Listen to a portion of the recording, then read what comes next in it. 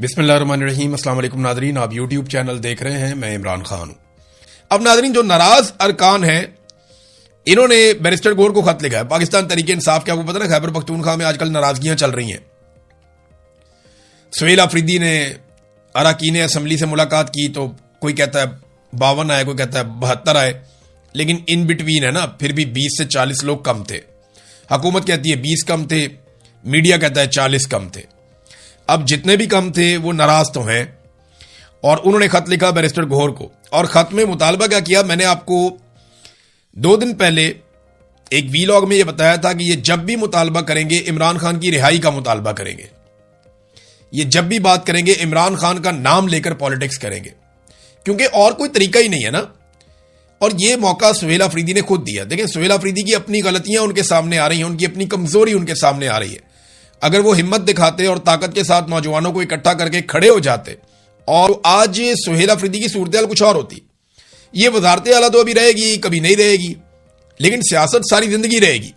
तो सुहेल अफरीदी अपना नाम लिखवा सकते थे बड़े सियासतदानों के अंदर, और अपना कद बहुत ऊंचा कर सकते थे। उनके पास अभी भी मौका है, लेकिन उन्होंने मेरे ख्याल में बंद कमरों को ज्यादा शायद पसंद किया। इंडोर एहतजाज कर लिया, थोड़ा कमरों के अंदर मीटिंग्स कर ली, कोई इधर मीटिंग कर ली, कोई उधर मीटिंग कर ली। तो वो इस चक्कर के अंदर वो रहे नहीं जो वो बन सकते थे, या जो इमरान खान ने उनसे एक्सपेक्ट किया था, वो सारा कुछ वो कर नहीं पाए।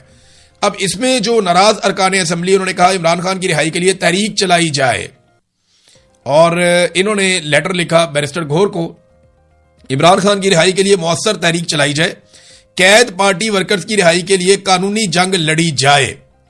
अब इन लोगों ने जनाब खत लिख दिया। इस हवाले से हुकूमती जमात पीटीआई के नाराज अरकान का, ये खैबर पख्तूनख्वा में है ना, ये इन्होंने पेशावर में एक इजलास किया, और इजलास करने के बाद इन्होंने बैरिस्टर गौहर को खत लिखकर ये कह दिया जनाब कि तहरीक चलाएं, और हमें बड़ी तशवीश का इजहार है। साथ उन्होंने ये भी बताया कि इमरान खान पर जो पाबंदियां हैं उन पे भी हमें तशवीश का इजहार है, मुलाकातें बंद हैं उस पे भी हम बहुत परेशान हैं। इमरान खान की रिहाई के लिए एक मुस्बत, जामे, मौसर और नतीजा खेज हिकमत अमली इख्तियार की जाए। ये जनाब अब ये मुतालबात सामने आ रहे हैं। तो ये मुतालबात तो नाजायज नहीं है, लेकिन क्या सुहेल अफरीदी की हुकूमत गिरा दी जाएगी? मैंने आपको फिर कहा कि वो डिपेंड करता है कि आईनी अदालत क्या करती है। अगर आईनी अदालत ने कोई शरारत कर दी तो कोई पता नहीं, सुहेल अफरीदी की हुकूमत गिरा दी जाए। नाज़रीन, एक और बड़ी इंटरेस्टिंग चीज है, खैबर पख्तूनख्वा को जितना बजट मिला, आपको मैं बड़ी मजे की बात बताता हूं, वो खैबर पख्तूनख्वा की हुकूमत को अवाम के ऊपर खर्च करना चाहिए था ना। यानी जो अरबों रुपए मिले उन्हें, अपना हिस्सा जो खैबर पख्तूनख्वा को मिला, वो पैसा खैबर पख्तूनख्वा की अवाम की तामीर और तरक्की के ऊपर खर्च होना चाहिए था ना। उससे सड़कें बननी चाहिए थी, उससे लोगों के मसाइल हल होने चाहिए थे, लोगों की सेहत के मसाइल, खेलों के मसाइल, तालीम के मसाइल, इंफ्रास्ट्रक्चर के मसाइल, ये सारे हल होने चाहिए थे ना। आधा बजट भी खर्च नहीं हुआ, कुछ ऐसी इतलात आ रही हैं।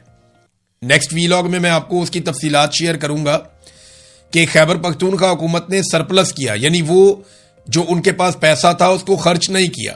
रोजाना की बुनियाद पे सुहेल अफरीदी चिल्लाते हैं मेरा हिस्सा दो, मेरा पैसा दो, वफाक मुझे पैसे नहीं दे रहा। तो जो पैसे आपके पास थे आपने उन्हें खर्च क्यों नहीं किया? और आपको पता है कि वो हुकूमत बहुत ही नालायक होती है जिसके पास बजट मौजूद हो और वो अवामी तरक्याती मंसूबों पर उस बजट को खर्च ना कर सके। ये सिर्फ और सिर्फ IMF को खुश करने के लिए या पाकिस्तान की मिलिट्री एस्टेब्लिशमेंट को राजी रखने के लिए इन्होंने ये पैसा खर्च नहीं किया, और जबानी कलामी कहते रहे कि हमें बहुत सारा पैसा दें। मैं इसकी सारी तफसीलात निकालता हूं अभी, मुझे क्योंकि इस पे कंफर्म इतला नहीं है। मैंने 2-3 ट्वीट्स पढ़े जिसमें मुझे इंफॉर्मेशन मिली, एक आधा बंदा मुझे बहुत ऑथेंटिक लगा, इसलिए मैंने ये कमेंट किए हैं। लेकिन नेक्स्ट वीलॉग में मैं इसकी सारी चीजें निकाल के अपनी टीम के साथ मिलकर आपके सामने शेयर करूंगा कि खैबर पख्तूनख्वा की हुकूमत ने कहा क्या और किया क्या। नाज़रीन, सबसे पहले तो ये दावा किया जाता है कि अरकान असम्बली भी कंपेन नहीं कर सकते, वज़रा भी कंपेन नहीं कर सकते, और फिर पाकिस्तान तहरीक इंसाफ के ऊपर एलिगेशंस लगाकर उनके लोगों को गिलगित बल्तिस्तान से सूबा बदर कर दिया जाता है, उनके लोगों को गिरफ्तार किया जाता है, पाकिस्तान तहरीक इंसाफ के उम्मीदवारों को नजरबंद किया जाता है, ज्यादातर उम्मीदवारों को कंपेन नहीं करने दी जाती। जबकि दूसरी जानिब पाकिस्तान पीपल्स पार्टी और PMLN जो वहां पे आपस में नूरा कुश्ती कर रहे हैं, उन्हें मुकम्मल सहूलत फराहम की जाती है। उन्हें एक दूसरे के लिए یعنی وہ کھلا ان کے لیے میدان چھوڑا ہوا ہے. پاکستان تحریک انصاف کو کہیں نکلنے نہیں دیا جا رہا اور پیپلز پارٹی اور پی ایم ایل این کو مکمل طور پہ فیسیلیٹیٹ کیا جا رہا ہے. دیکھیں اگر اراکین اسمبلی پہ پابندیاں ہیں اور وہ الیکشن کمپین نہیں کر سکتے تو پھر نواز شریف صاحب یہ بھی رکن اسمبلی ہیں, بلاول, آصفہ, بہت سارے اور ہیں, عطا تارڑ ہے, عابد شیر علی ہے, اختیار ولی خان ہے اور بہت سارے لوگ ہیں. یہ سارے وہاں پہنچے ہوئے ہیں. یہ وہاں کیا کرنے کے لیے گئے ہوئے ہیں؟ وہاں تو گورنر پنجاب بھی گئے ہوئے ہیں. یہ سارے لوگ کمپین کرنے کے لیے گئے ہیں نا, یہ کمپین ہی کریں گے اور کیا کریں گے. اور ان کی کمپین کرنے کے جلسے جلوس ویڈیوز آ رہی ہیں, جبکہ پاکستان تحریک انصاف کے لوگ کام کرنا چاہتے ہیں تو انہیں منع کر دیا جاتا ہے وہاں پہ. اور کتنے عرصے کے بعد کر رہی ہے, یعنی عمران خان کو نکالے ہوئے انہیں 4 سال سے زائد ہو گئے. یہ ابھی تک عمران خان کی مت نہیں توڑ سکے. عمران خان کو جیل میں ڈالے ہوئے انہیں 3 سال ہو گئے. یہ ابھی تک عمران خان صاحب کی مقبولیت کو نہیں کھا سکے. ان کو اپنی حکومت بنائے ہوئے 2 سال سے زائد ہو گئے. جو نئی حکومت بنائی ہے 4 سال سے تو ویسے یہ حکومت میں ہی ہے.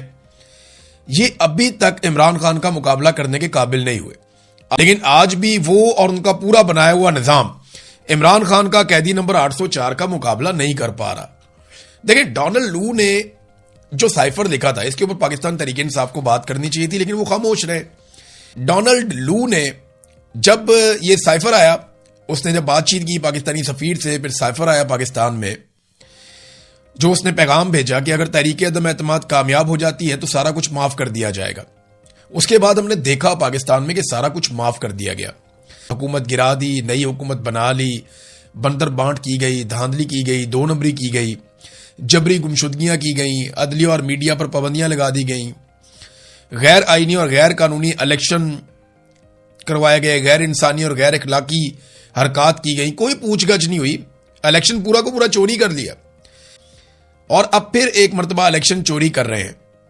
دیکھیں کوئی باہر سے آگے نہیں روکے گا, کیونکہ امریکہ نے کہا تھا سب کچھ معاف, تو انہوں نے تو سب کچھ معاف کر دیا.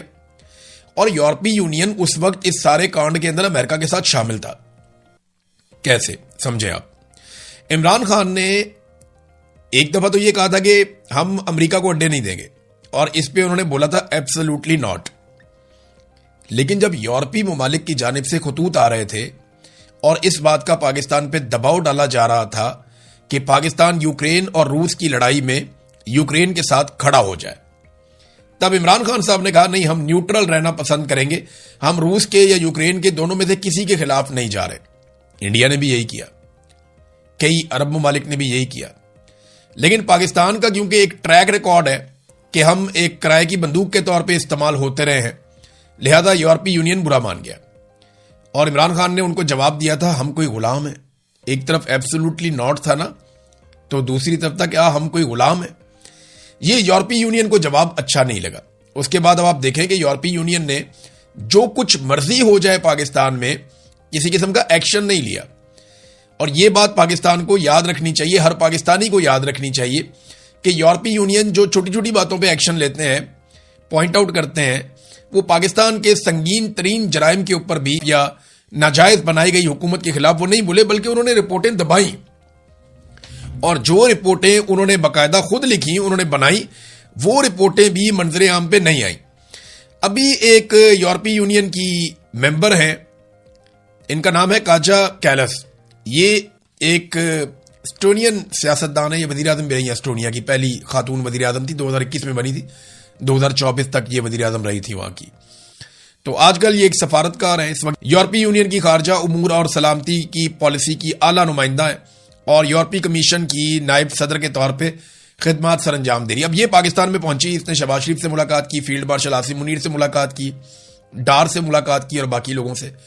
اب اس نے ٹویٹ کیا کاجا کیلس نے, اس نے کہا جی کہ پاکستان ایک اہم علاقائی طاقت اور یورپی یونین کے لیے ایک اہم شراکت دار ہے. آج اسلام آباد میں میں نے یورپی یونین اور پاکستان کے تعلقات کو مزید مضبوط بنانے پر بات چیت کے لیے وزیر اعظم شہباز شریف اور اسحاق ڈار سے ملاقات کی. میں نے راولپنڈی میں GHQ میں آرمی چیف سید عاصم منیر سے بھی ملاقات کی. میں نے امریکہ اور ایران کے درمیان مذاکرات میں سہولت کاری کے حوالے سے پاکستان کے کلیدی کردار کی تعریف کی. عمران خان ان کے مفاد میں نہیں آ رہا تھا, یہ عمران خان کو کٹ پتلی کی طرح استعمال کرنا چاہتے تھے. وہ استعمال ہونے سے اس نے انکار کیا اور نتائج آپ کے سامنے ہے. تو پھر عمران خان صاحب کی حکومت تو نہ جاتی نا, ان کی حکومت برقرار رہتی.